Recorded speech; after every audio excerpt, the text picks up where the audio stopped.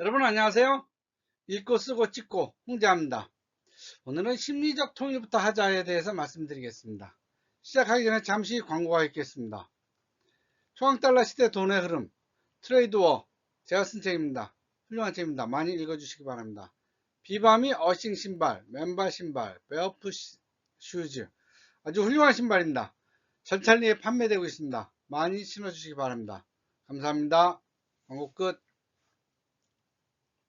자, 요즘 이제 남북한 간의 문제가 참, 어떻게 보면 좀 우습기도 하고, 어떻게 보면 좀 불안하기도 하고, 어떻게 보면 또 우스꽝스럽게도 지금 가고 있어요. 그런데 지금,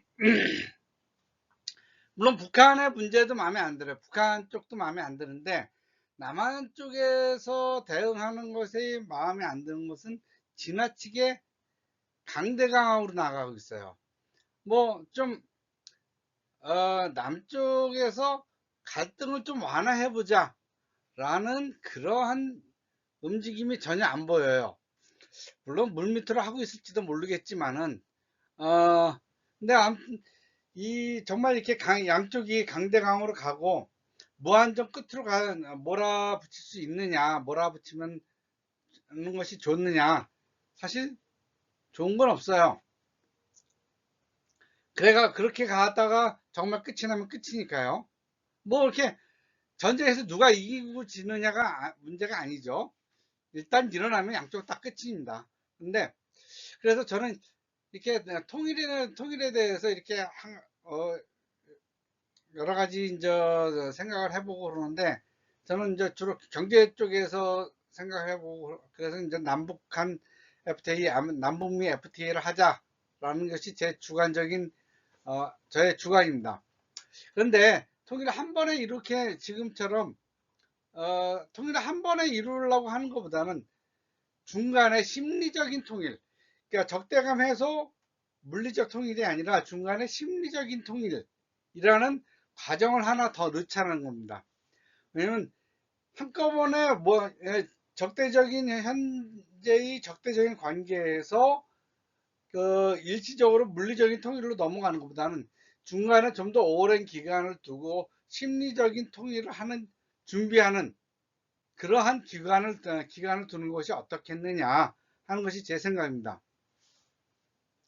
사실 통일에 대해서는 수많은 사람들이 수많은 제안을 해왔는데 아직까지도 가까이 가지는 못했어요. 누군가는 뭐 갑자기 이루어질 수도 있다는데 그것도 사실은 어떻게 보면 바람직한 방향은 아니에요. 남북 통일이 갑자기 이루어지면은 남한이 굉장한 혼란을 겪게 되고 경제적으로도 썩 훌륭한 효과를 거둘 것 같지 않아요. 그래서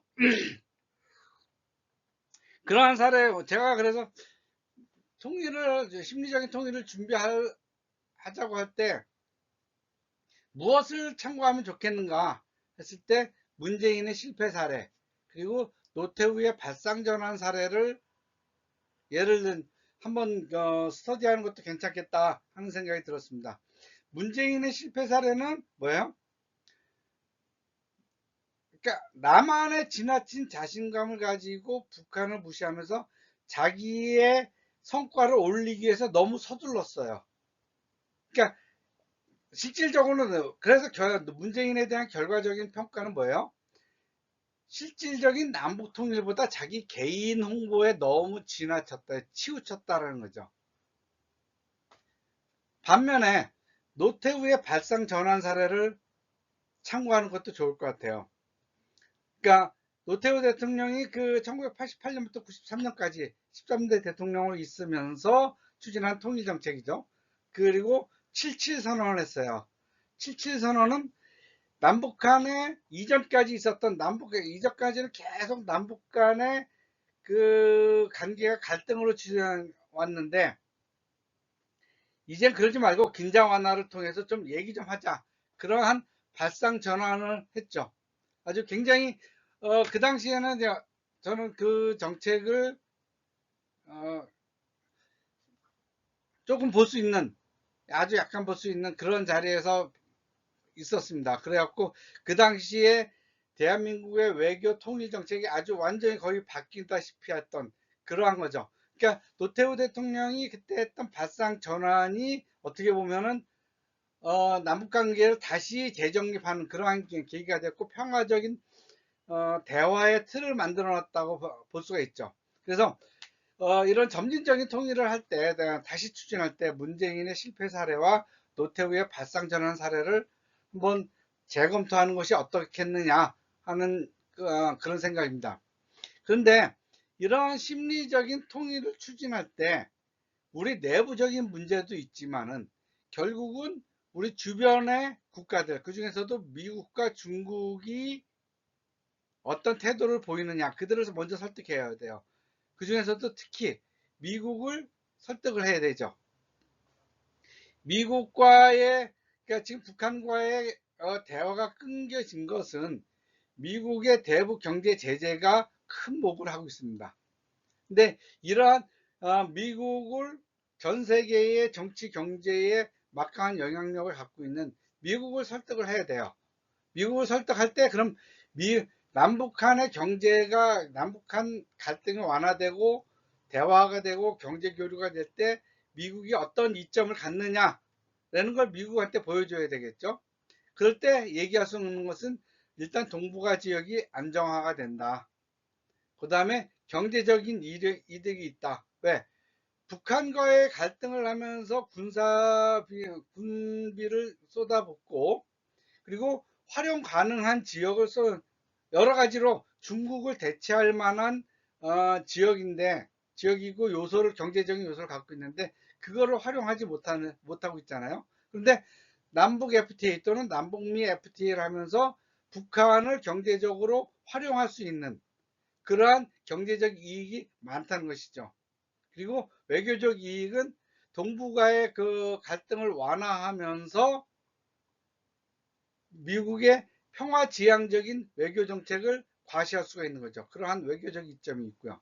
그 다음에 인도적인 지원과 국제적인 이미지 개선. 북한 국민들, 우리 북한 동포들 지금 얼마나 어려운 상황에 있습니까? 그들을 경제적으로 지원하면서 그럼 그들이 배가 고픈 것을 면하고 좀 더 잘 살게 되고 그럼 사람답게 살게 되고 그리고 그러면서 어느 정도는 평화적인 통일이나 민주제도에 대한 갈망도 해소하고 이렇게 되는 거죠. 그렇게 되면서 이런 것을 추진한 그 미국의 국제적 이미지도 개선되고 그리고 연구개발협력 북한의 우리 동포들 얼마나 그 머리가 좋습니까? 그 어려운 와중에도 지금 온갖 세계적인 제기제들이 다 가고 있는데도 불구하고 북한이 이룬 군사적인 그 기술, 군사적인 성과, 군사 무기적인 성과, 뭐 이런 것들은 사실은 다른 나라는 엄두도 못한 것들 아니에요. 그 온갖 제재에도 다른 나라는 풀어줘도 못하는데 북한은 그 온갖 제재에도 불구하고 그런 걸 지금 이루었잖아요. 그들의 머리와 열정을 우리가 흡수할 수 있다면 한반도의 기술 발전, 동북아의 평화 발전 얼마든지 할 수 있죠. 이러한 것을 가지고 미국을 설득하면 되죠. 그 다음이 설득할 게 이제 중국이죠. 바로 맞닥뜨릴 수 있으니까. 그렇다면 중국에는 뭐예요? 지역이 안정된다. 지역 안정되고 평화가 보장된다. 뭐냐면 북한에 대한 두려움을 중국도 갖고 있거든요.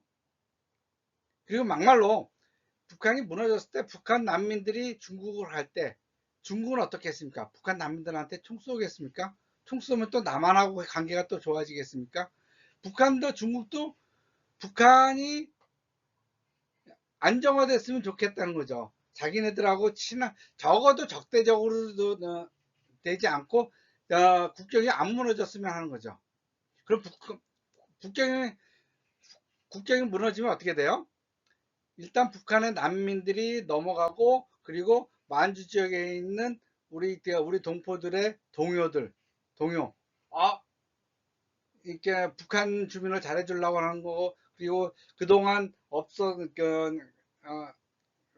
드러내지 못했던 그 한 민족이라는 그 동질감이 되살아나는 그러한 것들, 그것이 더 강화되는 그런 것들이 굉장히 두려워하는데, 그래서 중국도 북한이 무너지길 원하진 않아요. 그리고 제가 보기에는 북한이 무너졌을 때 중국군이 북한으로도 함부로 못 들어와요. 그러니까 중국은 어쨌든 북한의 안정화를 원한다는 거죠. 그리고 경제적인 이익이 있어. 왜냐면 남한의 자본이 북한으로 와서 북한의 생산시설을 확보하고 그러면 북한 지역과 만주 지역의 경제 교류가 활발화되면 결국은 중국 경제에도 도움이 되거든요. 그리고 외교적인 안정, 이제 동북아 지역이 안정이 되면은 외교적으로도 중국이 어떤 그 평화적인 국가로서의 이미지를 보여줄 수 있잖아요. 그 다음에 사회 교류 및 협력을 할 수 있다. 이와 같이 그 남북한이 평화가 이루어지고 남북한이 평화적인 교류가 되면서 경제적인 교류를 할 때 미국과 중국도 이득이다 라는 이러한 설득 논리를 가지고 한다면은 하면 미국과 중국도 충분히 합류하지 않을까 싶습니다. 그런데 이런 것을 한꺼번에 추진하지 말고 북한의 반감, 북한 지도권들의 불안감도 줄여주면서 할 수 있는 그런 심리적인 통일, 심리적인 통일도를 염두에 두고 점진적인 통일을 하자. 그럼 점진적이라면 언제까지예요? 빨리, 천천히, 그러나 무지하게 빨리. 그렇게 하지 않으면 남한도 위태로워질 수 있다. 우리 심리적인 통일도를 염두에 두면서 빨리빨리 추진합시다. 그렇지 않으면 남한도 위험해집니다. 자, 읽고 쓰고 찍고 오늘은 심리적인 통일부터 하자라는 주제로 말씀드렸습니다. 감사합니다.